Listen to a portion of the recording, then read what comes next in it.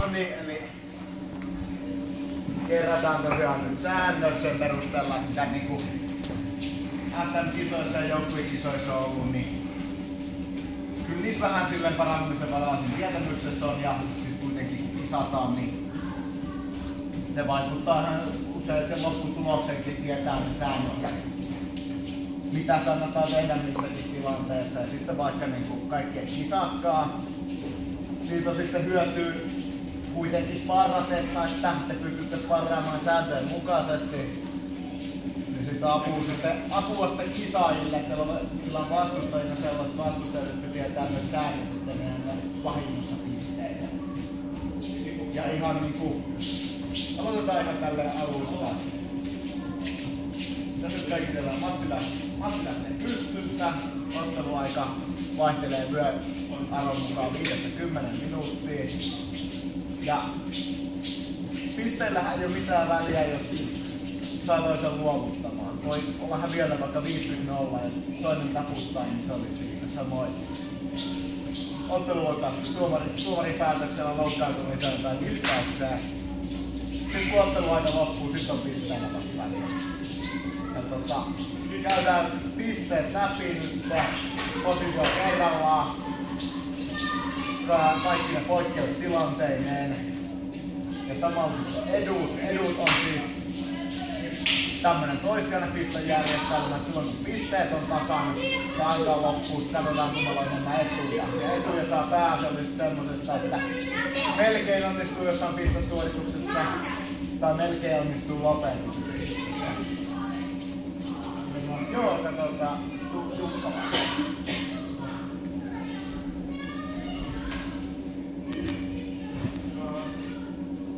Eli näytään ihan tällaista kameran näkee ihmistä.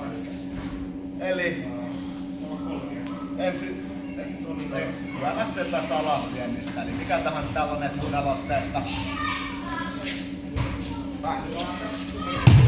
Mattoon. Mä saan vastustaa pysymään täällä silleen. Säännöissä lukee aina 3 sekuntia. Käytännössä se tarkoittaa, että tuomari on sitä mieltä, että kaveri nyt ei nouse sieltä ihan heti pois. Jukka nyt kovasti liikkuu.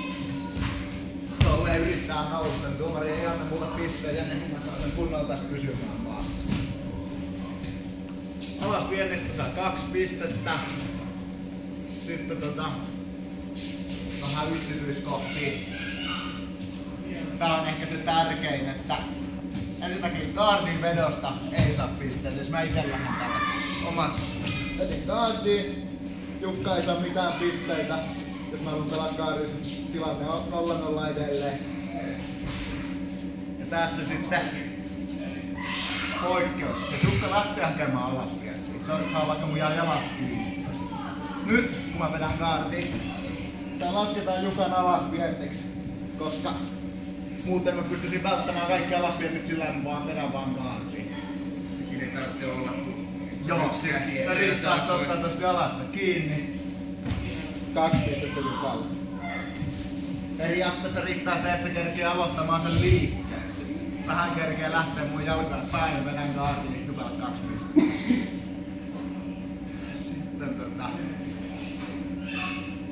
No toista tilanteesta voisi tulla sit etuun vaikka semmosesta, jos se lähdetään mun alas. Vedä etu alas. Alas viesti. Joo. Ja sitten täällä on vaan vähän aikaa, että pääsen ylös. Tolleen mä oikeesti käyn alhaalla. Siitä Jukka sais edun. Eli silloin jos pisteet on tasan matsin päättyessä, niin edut ratkaisee. Sitten tuli vielä se, että toinen pääsi selän. Joo, tää on hankala tilanne. Tätä me ei 89 kanssa oikein päästä lopputulokseen, mitä tässä käy. Vedään alas. Nyt se käy kilpailuun. Säännöissä lukee tämmöisestä tilanteesta.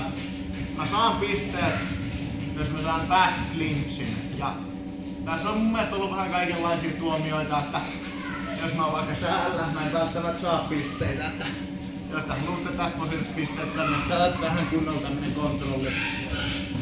Siitä, että pääsee tästä päälle, niin pitäisi saada pisteet kyllä, kun saa ne position kontrolloitua. Sama homma sweepatessa. Päästä alta päälle toinen kääntyy kilppariin, niin selästä rutistus ja hyvä kontrolli tässä on pisteen. Onks muita kysymyksiä tästä alasviennestä? Joo. Pitikö paikkaa, Se on joskus ollut. Enää ei taida olla säännöissä. Eli ennen on ollut tällainen sääntö. Selälle nousee ylös. Sitten on ennen saanut suoraan 2 pistettä. Nykyään ei. Se on poistus säännöistä. Ei oo sitä judobonusta enää. No sit tää kaardiinvetoon liittyen on hyvä kertoa tää. Jos molemmat vetää yhtä aikaa kaardiin. Tässä se kumpi nousee eka pystyyn, saa etu. Jos ollaan molemmat tässä perseellämme 20 sekuntia, molemmat saa varoituksen. Varoitukset tosiaan toimii silleen, eka varoitus on pelkkä varoitus. Jos sekä pisteet että edut on lopussa tasan, niin varoitukset ratkaisee. Toisella varoituksella vastustaja saa sitten myös edun. Kolmella varoituksella vastustaja saa sitten myös 2 pistettä. Ja 4. varoitus ottaa diskausta. Kaariin perustelee sillä, että jos kaveri vetää kaariin, mä vedän takas. Sen jälkeen kaariin, niin se saa 5 viipipisteä, sitä ei kyllä tehdä. Niin, siis sitten kun ollaan toisen kaartissa. Tää tilanne näyttäisi olla yhtään. Joo, siis kassu tarkoittaa tällaista tilannetta. Nyt vedän kaartiin, niin ollaan nyt täällä kaartissa jo. Niin nyt se vastustaja ei voi tarkoituksella kääntyä tonne alle. Että sä nyt yrittäis vetää kaartiin. Koska mun pitäis saada tästä sweepipistettä. Ja onks tossa alasviennestä vielä? Selvä. Ja oliko siinä joku sellainen, että jos sä viet jalasta kiinni, niin sä saat pisteen? Siis se on oikeastaan sweepi, tai siis kun aika usein sweepi ja alasvienti ei voida sille erotella. Katsotaan tästä kaartista. Tulee taas oikeastaan.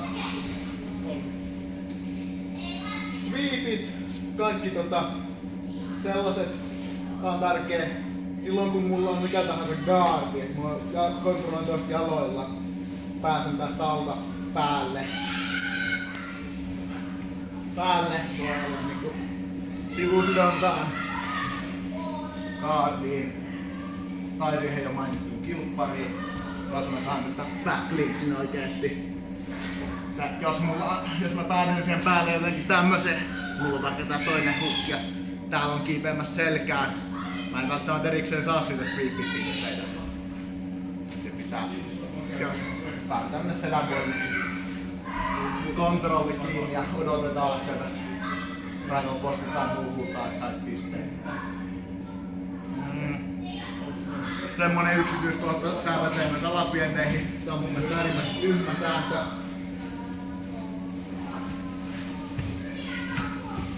Pääsen suoraan kärjyssoon, mä saan vaan 2 pistettä. Samoin alasvientissä. Jos mä päntäisin mounttiin, mä saisin mountista pisteet, mutta kaariohituspisteet saa vaan silloin, kun oikeesti ohittaa kaari. Eli tämmöisestä suorituksesta ajan kaartiin. Nyt mä saan 5 pistettä. Sen takia mä jätin liikaa tonne kaartiin. Mä sen tyhmä sääntö, mutta kuitenkin olemassa. Ja sitten tosiaan mikä mitä Tiina meinas, niin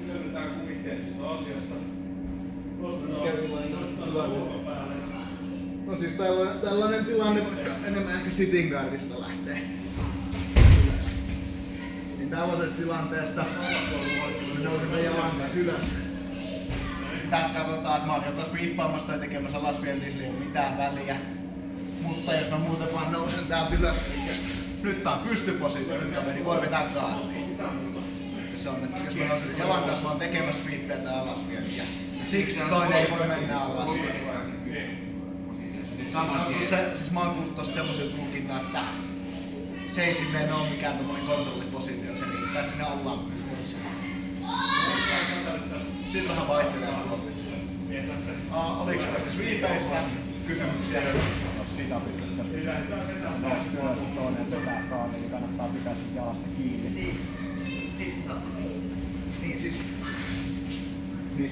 vetää.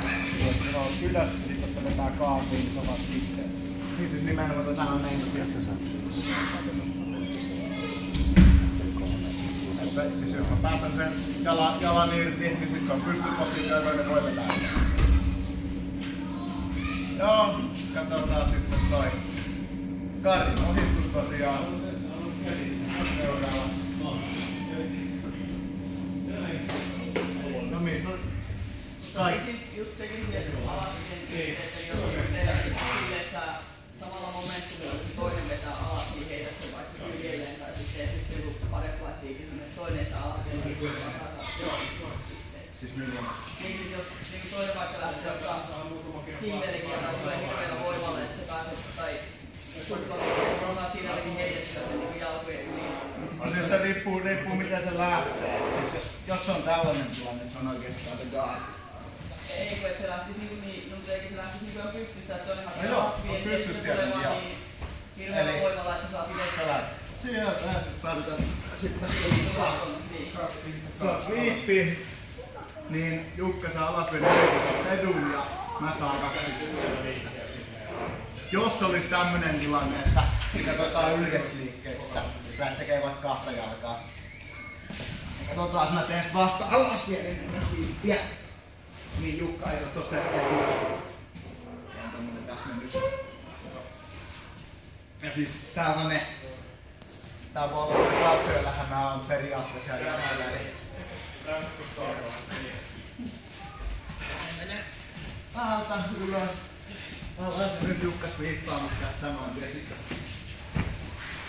Hirveesti liikettä, mutta tilanne on sama kuin mistä aloitettiin, että kumpikaan ei saa mitään pisteitä.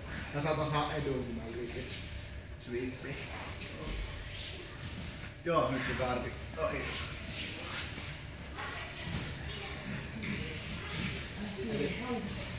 Kaikki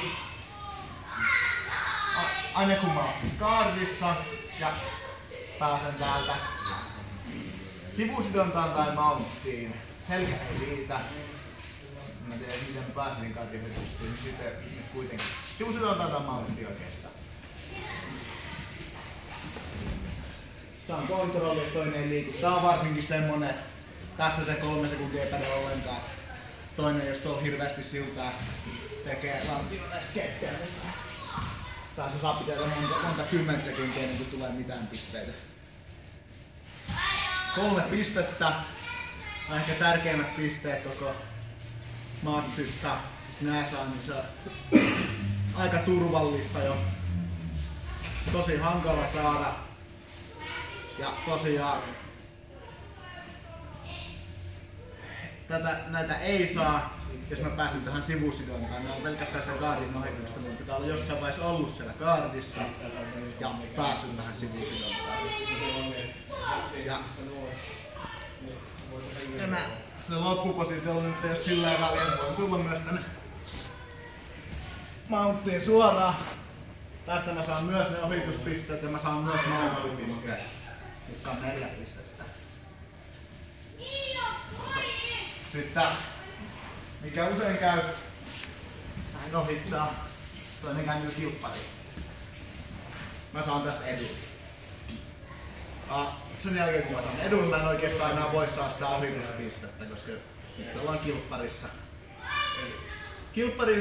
Sen jälkeen kun ollaan päädytty kilppariin, niin tästä ei kumpikaan ei saa enää mitään pisteitä niin periaatteessa.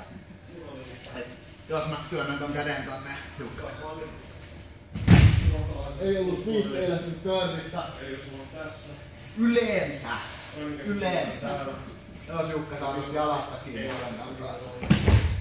Ei alasvienti kun ei lähtenyt pystystä, mutta tuomarit saattaa välillä tulkita se miten sattuu, että jos noustaan vähän ylemmäs tai jos tuomarit nukkuu, niin kuin Tiinan matsissa kävi, niin sitä voi tulla pisteitä. Onko se siis silleen, että pitääkö päästä ylös asti sen jalan kanssa? Joo, ja siinä pitäisi olla vähän aikaa, että tuomari katsoo, että nyt ne on pystyssä. Eli suosta. Joo, siis monesti on silleen, että siitä, vaikka se on ihan se sama liike kuin yhden jalan alasvedon, siitä ei saa pisteitä, koska se lähti kilpparista ja kilpparista ei voi sviipata, kun se ei ole gaardi. Joo, oliko tuosta ohituksesta kysymyksiä? Eli siinä varmaan tärkeintä se stabilointi. No siis se justiinsa. Vähän Se sama on kuin just siinä kolme pistettä, niin siinä yleensä toinen tappelee niinku henkensä edestä aina. No vähän sama kuin siinä pyörimisessä, että kannattaa siihen käyttää ihan hirveästi aikaa, jos siitä tuntuu saa pisteitä ja sitten valmiina käytetään voimaa siitä. Niin siis tossa niinku kilpparissa. Ei kun se tarkoittaa just siinä, että se stabilointi on tärkeä juttu, koska jos saa vaan pyörit sen toisen kanssa suuntaan just toiseen kaikki, että päädyt siihen samaan mihin nyt lähettiin, niin kumpikaan ei saa mitään, vaan sitten on eli tämä rauhallisesti, mitä kuulimme joukkueesta. Tuosta kilpparista voisin sanoa vielä tosiaan sen verran. Semmoinen vinkki, että tänne ollaan päädytty, ollaan saatu se etu. Ja tästä jotenkin, jos on hyvä voimataso, voi lähteä puristamaan, jos saa tämän käden tänne. Voimatulevia selkää, mutta kisoissa jos väsyttää vähän aikaa jäljellä ja on johdossa, niin on tästä jollain tavalla kääntyy kardin alle. Sen ehkä tuolla tavalla. Toinen ei saa mitään pisteitä tästä. Jos mä oon johdossa, niin on aika hyvä pitää sitä johtoa täällä gardissa alla. Yleensä, jos jompikumpi saa gardissa passiivisuusvaroituksia, se on päällä oleva. Ei oo mikään kiveen hakattu sääntö, mutta näin yleensä käy. Päällä oleva näyttää passiivisemmalta.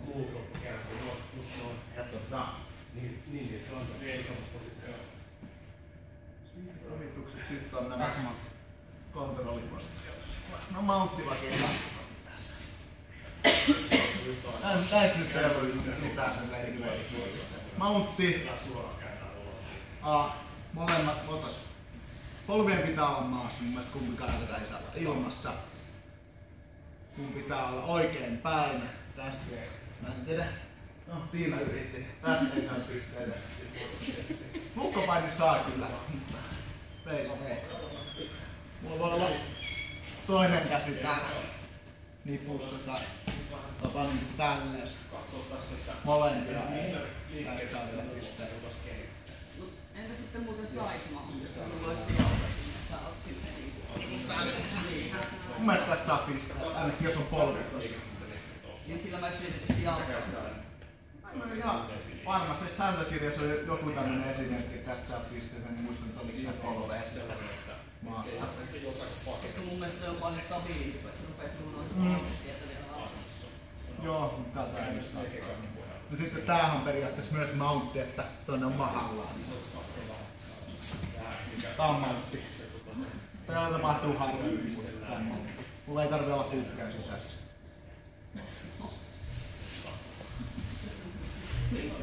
Mountista kysymyksiä. Se ei ole yleensä hirveän monimutkainen. Jos siihen pääsee, sitten saa pisteitä. Sitten tää Nion veli, eli polvi tuossa rinnan päällä. Tässä nyt olennaista on, että kun toinen jalka suorana, polvi maassa, en saa pisteitä. Polvi jalka suorana, niin saan. Tästä saa äärimmäisen harvoin pisteitä, se on äärimmäisen hankala pitää, jos ne hitkää, että sit saa mitään pisteitä, mutta muutenhan tätä voi käyttää. Toinen rupeaa yleensä kisoissa, kun sitä saa pisteitä, se rupeaa työntämään tätä jalkaa, ja sitten voi näitä kaksi. Pitikö olla kontrolli jotenkin, että kontrolloit toista jalkaa ja toista kättä? Mulla oli semmonen muistikuva, mutta onko tää ihan vielä? En mä oikein muista tarviiko se nyt. Mutta jostain täältäkin voi pitää kiinni. Mun mielestä se määrittää sen, että polvi on tossa jollain tällä alueella. Jalkan suorana. Niin tosiaan pitää olla jalkamaa se polvi. Saatko se piste, jos se jalka on tuossa tolkapäin päällä? Pitää polvit tästä niin No jos sä pidät tältä mua. mä en ole ihan varma. Yleensä kukaan nyt olleensa pidä. Voi vähän tuomarista kyllä. Olisiko sit vielä taas ei saada esetyksi, jos on näin päin. Muista olisiko tällä taasta saa edun, jos on polvi maassa. Ei mun mielestä siitä on jalkaperästä mitään. Kunhan se jalka on suorana. Tää. Ei mun mielestä siinä on mitään, vaan mun jalka kontrolloi toista rintakehästä. Sitten jos siitä ei oo mitään, katsotaan selkä vielä.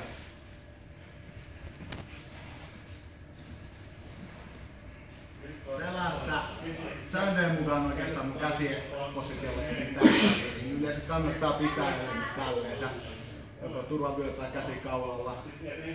Pisteeningän kanssa ei oikeastaan mitään väliä, mistä mä toista kontrolloi. Sillä milloin väliä on nää huukit. Mitä ottaa sisällä. Hetkinen, toinen pitää olla kuitenkin täällä lantion, toinen käsi vähintään.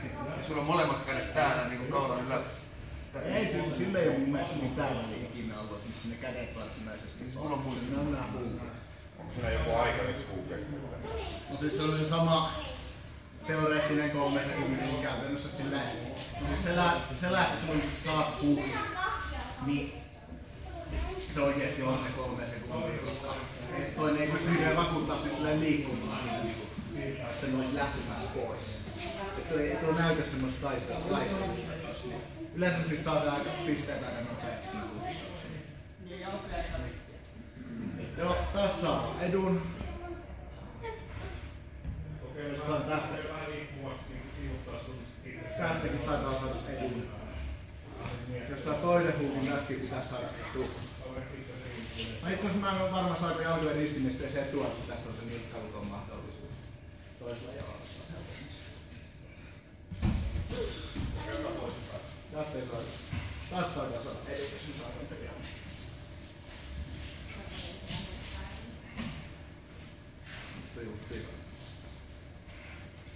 Unohtunut sanoa näitä pisteitä aika paljon liikaa. Mitäs mä sanoin viimeksi? Fiitistä 2, ohitusta 3, mountista 4, niontelista 2, selästä 4. Ja no tästä selästä nyt ei sille enempää sanottavaa. Pakko olla jotkut kädet käsin tietysti jossain, että sä saat sitä pisteen. Sä et voi vaan olla silleen, että sä saat huukit kiinni ja No siis on tälleen, sitten ei välttämättä saisi, mutta jos niin kuin vaikka tässäkin. Mun mielestä siis ei oo pakko olla missään sisällä niitä käsiä. Jonkunlainen kontrolli on taas mun mielestä ei mulla ikinä ollut selää pisteiden saaminen niistä käsistä kiinni, että se on aina, että saa molemmat huukit sisällä.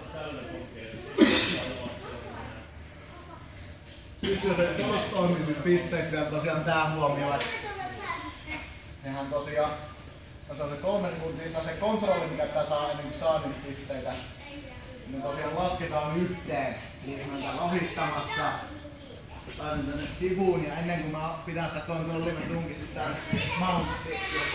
Nyt jos mä pidän tässä nyt toisen kontrollissa, mä saan pisteet sekä ohituksesta että mountista, yhteensä 7 pistettä. Mutkopainupisteet toimii eri tavalla, silloin saa vaan ne ohituspisteet tässä tilanteessa.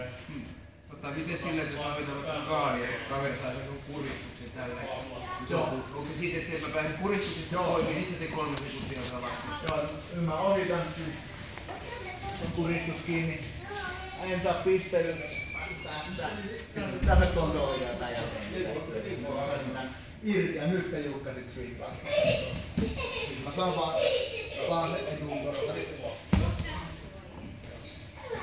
Sen jälkeen saada se kontrolli.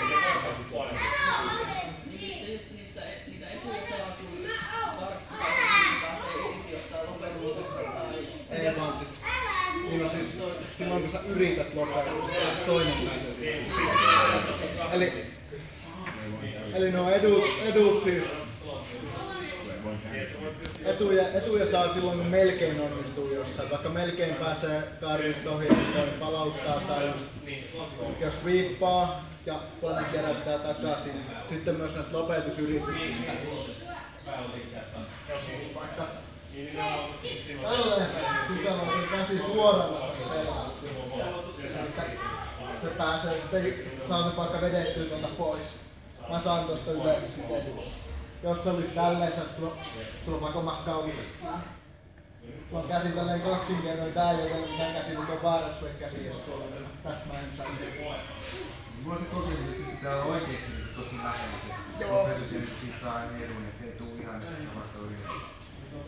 Joo, siis... Mitä niitä ei niinku kalastele oikein tule sellainen. Siis kauluskuristukset on ehkä silleen helpoin, niistä on tosi vaikea nähdä, että onko se tiukalla. Niin jos pitää kauskuristusta pitkään, tuomarit on tällaisen varmuuden vuoksi niistä edun siitä, mutta tuommoiset käsilukot, niin se pitää oikeasti saada suoraksi. No jos triangelin saa tälleensä kiinni, se on oikeasti tossa taipeessa. Tässä pitää vähän oikein, kyllä tästäkin saa edun varmasti. Mä mietin esimerkiksi sitä mun tilannetta, kun mä olin siinä giljotiinissa. Jos sille sitten ollut sille, että jos mä olisin saanut vähän pois, niin se olisi saanut siitä edun, mutta olisiko se sitten ollut, koska mä olisin ollut siitä saidissa. Niin mä olisin saanut jotain Se olisi tännyt ohituspisteet tai speedpisteet mun mielestä. Sitä mä mietin, että jos se niinku menisi niinku esimerkiksi just ihan sitten täpärä 5 sekuntia aikaa tai niinku alle 3 sekuntia aikaa, mä lepäsin sun pää irti sieltä, niin se toinen saa edun, mutta mä en kerkeä saamaan enää sitä saidista, vai tulee se kontrolli siitä mukaan heti sitten. No siis jos sä et kerkeä saada pisteet, saisit edun sitten kuitenkin. Ei vaan siitä sun ohitusyrityksestä. Eli jos joku vaan täällä vaan tosta kaartista. No vaikka tällä, että otanpa käsillä kiinni. Tiukaan käsilukko tässä kiinni ja aika loppuu, niin se saa edun tosta. Ajan loppuessa annetaan edut niinku mitä mä antamaan. Mä saan tehtyä siltaus vähän lisää tilaa. Pisteiden saaminen voi jäädä siitä, mutta etujen saaminen ei voi. Onko noista pisteistä muuta kysymyksiä? Katsotaan vielä nopeasti kielletyt tekniikat. Nyt on nopeasti katsot missä nyt sillä voi oikeastaan luetella, eli mitä ette saa tehdä. Alkuperäistä ei saa tehdä rannanlukkoja, simupäiset saa.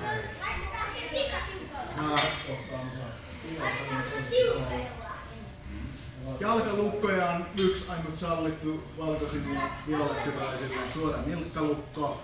No sitten tämä, että nyt jotain reisiä eri suuntiin, vaan puolustella jalkalukossa on myös sallittu.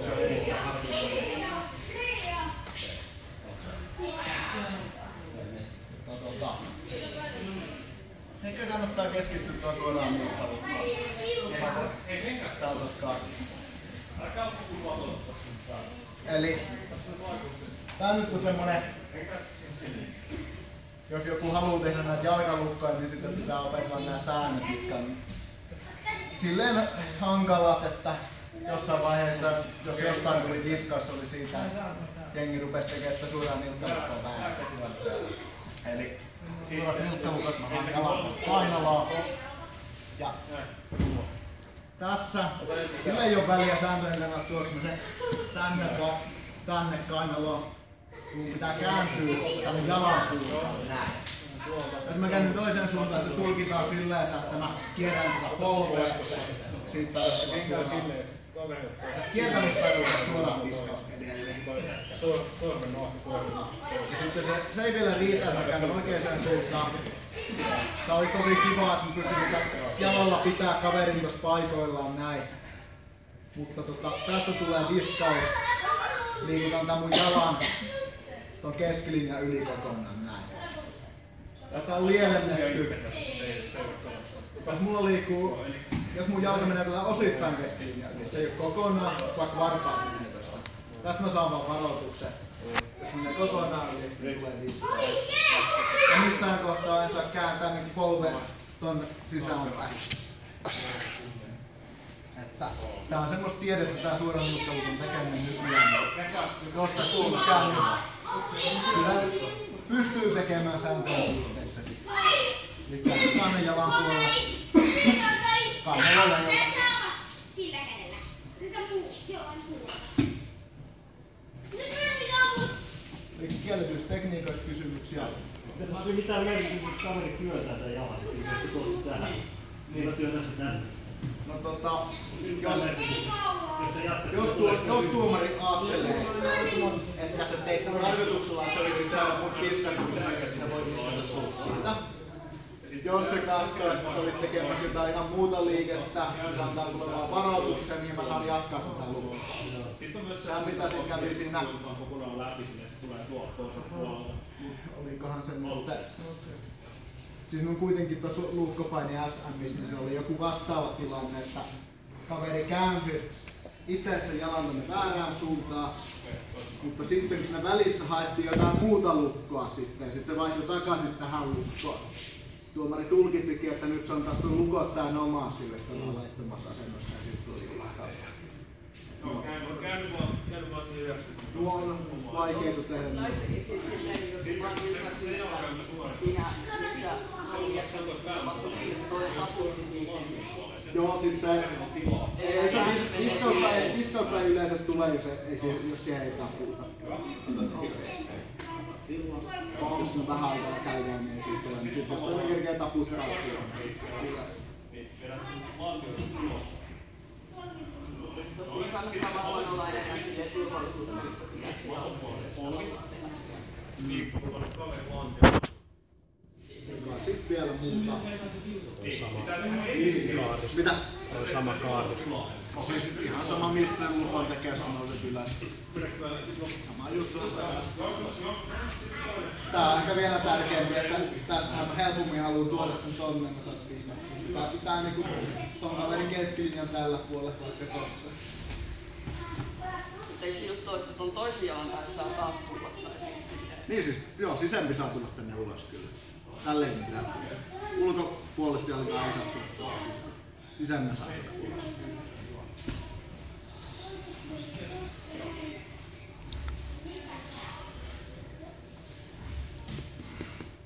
Olisiko siinä sitten kaikki? Varoituksia tulee varmaan just jostain lyömisestä ja Yleisimmin passiivisuudesta. mutta siis niin mikä luokitellaan nyt esimerkiksi jos tää sweetie niin mikä luokitellaan kyllä potkuksi tai siis silleen niinku joku semmoinen. Tai sitten mikä luokitellaan smässäykseksi ja... Vielä missä ei saa smash nousu pystyyn ja smash. Siis ei saa slämmätä. Siis smashia on tämä, että sanoo painaa. Tämä on smash. Tämä on täysin sallittua. Sille ei oikeastaan mitään rajoituksia.